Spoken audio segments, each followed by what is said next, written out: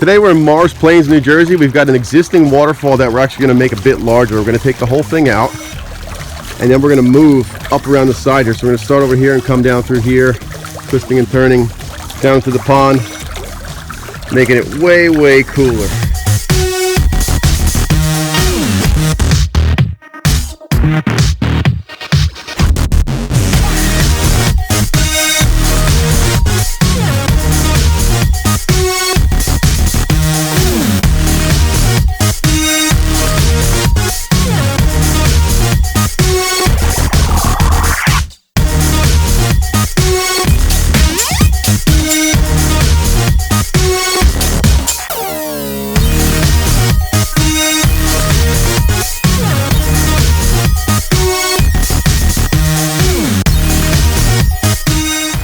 And we got a transformation. The waterfall used to start over here behind that rock. Now we went up the side here, up around the bend. We got a few more drops in there. A little bit larger pump, about 5,000 gallons an hour.